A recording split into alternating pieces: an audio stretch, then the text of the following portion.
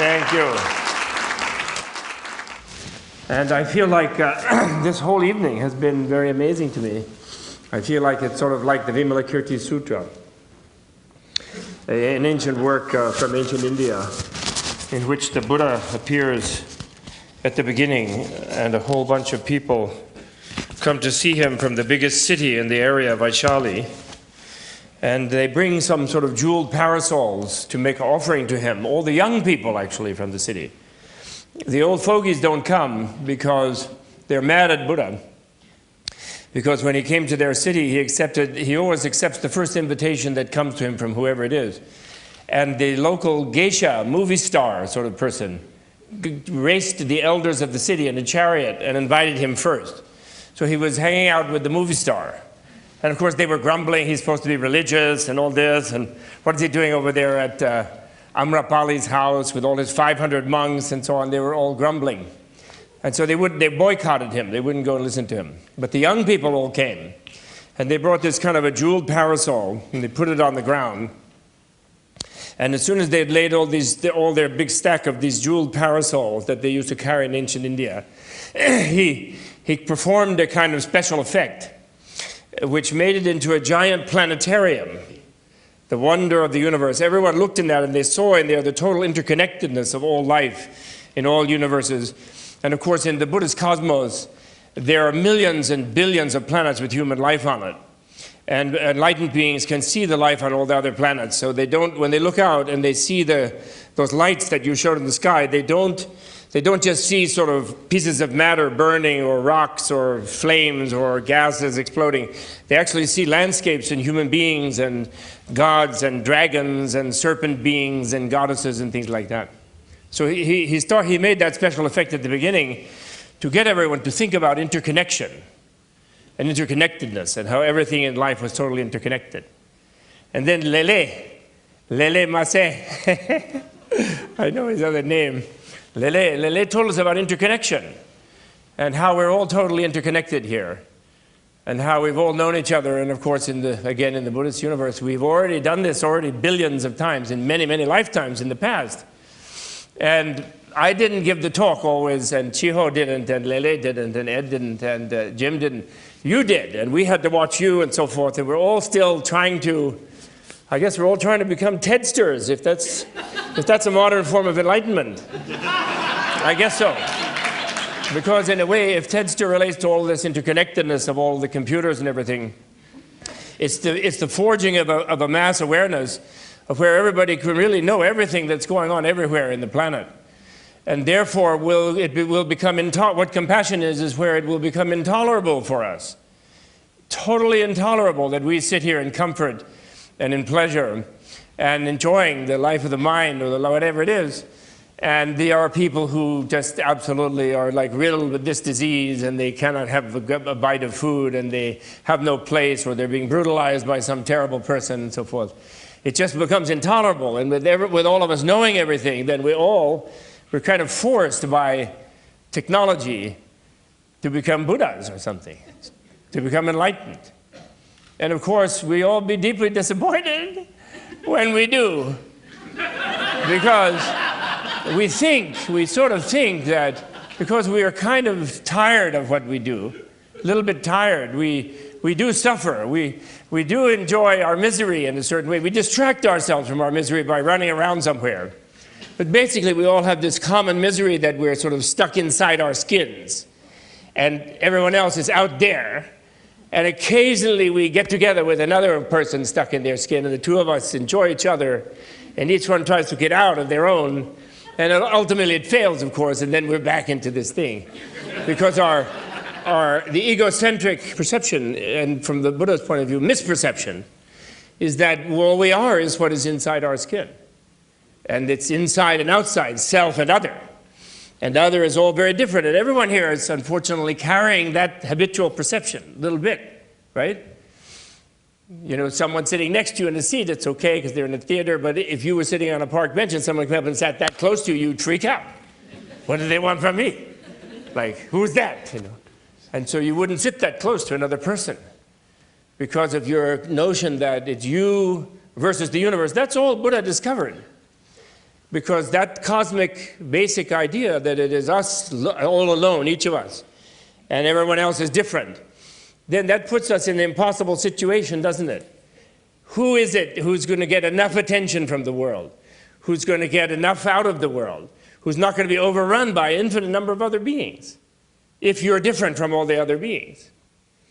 So where compassion comes is where you surprisingly discover you lose yourself in some way through art, through meditation, through understanding, through knowledge, actually, knowing that you have no such boundary, knowing your interconnectedness with other beings.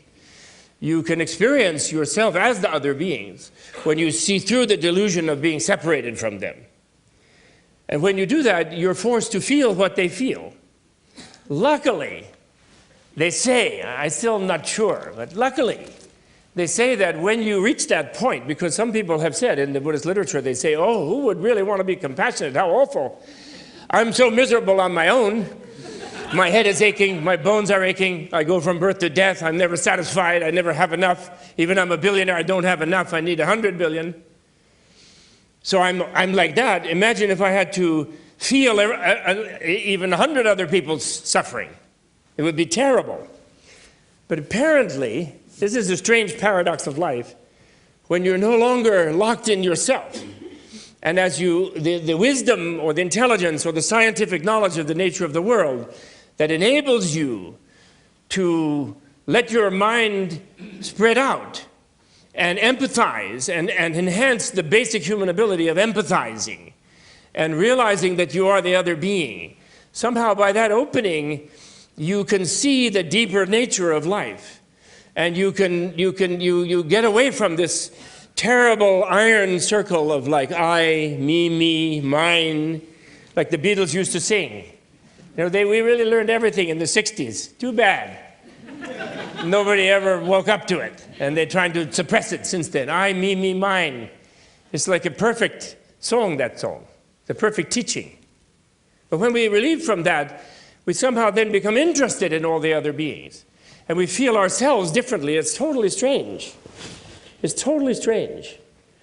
The Dalai Lama always likes to say, he says that when you give birth in your mind to the idea of compassion, because you realize that you yourself and your pains and pleasures are finally too small a theater for your intelligence, it's really too boring. Whether you feel like this or like that or what, you know, and the more you focus on how you feel, by the way, the worse it gets, right?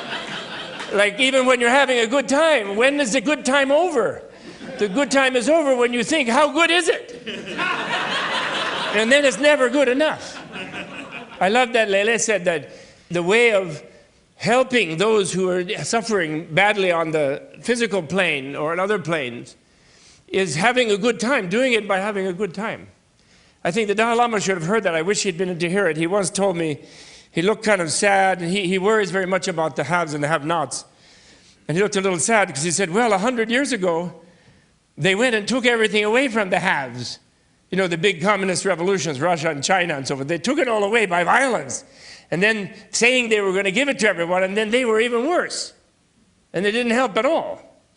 So what could possibly change this terrible gap that has opened up in the world today? And so then he looks at me, you know. So I said, well, you know, you're all in this yourself. You teach. It's generosity was all I could think of, you know, first Buddhist virtue. But of course, what you said, I think the key to saving the world, the key to compassion is that it is more fun.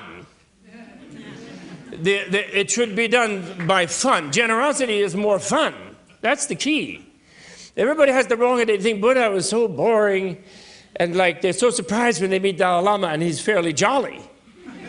Even though his people are being genocided, and believe me, he feels every blow on every old nun's head. In every Chinese prison, he feels it. He feels the way they're harvesting yaks nowadays. I won't even say what they do. But he feels it. And yet he's very jolly. He's extremely jolly. Because when you open up like that, then you can't just, what good does it do to add being miserable with others' misery? You have to find some vision where you see how hopeful it is, how it can be changed. Look at that beautiful thing Chiho showed us. She scared us with the lava man. She scared us with the lava man is coming. Then the tsunami is coming. But then finally there was flowers and trees, and it was very beautiful. It's really lovely. So compassion means to feel the feelings of others. And the human being actually is compassion. The human being is almost out of time. The human being is compassion, because what is our brain for? Now, Jim's brain is memorizing the almanac, but he could memorize all the needs of all the beings, and he did. He could memorize all kind of fantastic things to help many beings, and he will have tremendous fun doing that. So the first person who gets happy when you stop focusing on the self-centered situation of how happy am I, where you're always dissatisfied, as Mick Jagger told us. You never get any satisfaction that way. So then you decide, well, I'm sick of myself. I'm going to think of how other people can be happy. I'm going to get up in the morning and think of what can I do for even one other person, even a dog, my cat, my pet, my butterfly. And the first person who gets happy when you do that, you don't do anything for anybody else, but you get happier, you yourself, because your whole perception broadens, and you suddenly see the whole world and all of the people in it. And you realize that this being with these people is the flower garden that Chiho showed us. It is nirvana. And my time is up, and I know the 10 commandments. Thank you.